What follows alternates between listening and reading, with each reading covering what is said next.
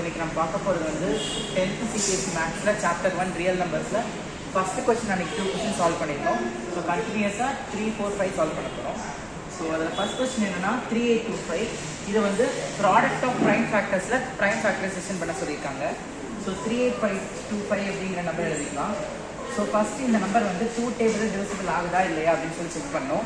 So கடைசி digit 5, அது வந்து ஆட் நம்பராக இருக்குது. ஸோ 2 டேபிளில் வராது. So go with 3. ஸோ இந்த ஹோல் நம்பர் 3 டேபிள் டிவிசிபிளாக இருக்கா இல்லையான்னு செக் பண்ணுறதுக்கு ஒரு ஷார்ட்கட் என்ன அப்படின்னா sum of all the numbers 3 + 8 + 2 + 5. So எல்லா நம்பரையும் ஆட் பண்ணோம். 3 + 8 11, 11 + 2 13, 13 + 5 18.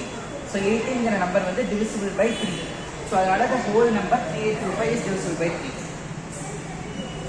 ஸோ சால்வ் பண்ணோம்னா 1 3s are 3, 2 3s are 6, reminder 2 இருக்கும். 7 3s are 21, remainder 1, 5 3s are 15. So 1 2 7 5 again 3 table divisible ஆகும். So go with 3, 4 3s are 12, 2 3s are 6, remainder 1, 5 3s are 15. So 425 ending with 5. So இதில் வந்து 5 நம்பரால் divisible ஆகும். So 5 போட்டோம் அப்படின்னா 8 5s are 40, reminder 2, 5 5s are 22. So மறுபடியும் 5 table divisible ஆகும். 1 5s are 5, remainder 3, 35 7. So 17 is a prime number. So 17 அப்படியே எல்ஹெச்எஸ்ல கொடுத்தோம்னா 1 வந்து. ஸோ 3825 அப்படிங்கிற நம்பரை ப்ராடக்ட் ஆஃப் ப்ரைம் ஃபேக்டர்ஸை ரெப்ரசென்ட் பண்ணணும் அப்படின்னா இங்கே 2 3 இருக்குது. ஸோ 3 ஸ்கொயர் இன்ட்டு 2 5 இருக்குது. So 5 square into 17. So next question 5005. So 5005 number இருக்குது.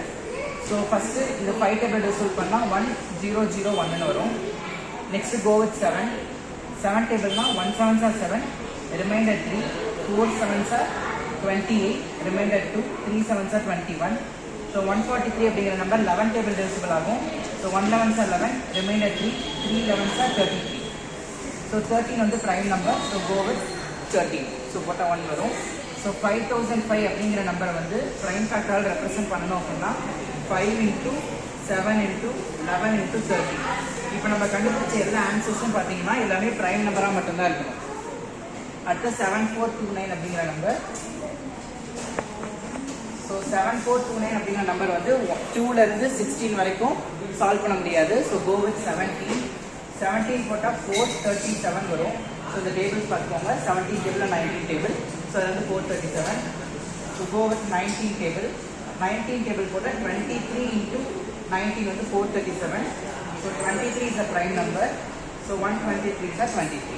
ஸோ 7429 அப்படிங்கிற நம்பரை வந்து 17 × 19 × 23 ரெப்ரசென்ட் பண்ணலாம். So all the 3 numbers here are prime numbers.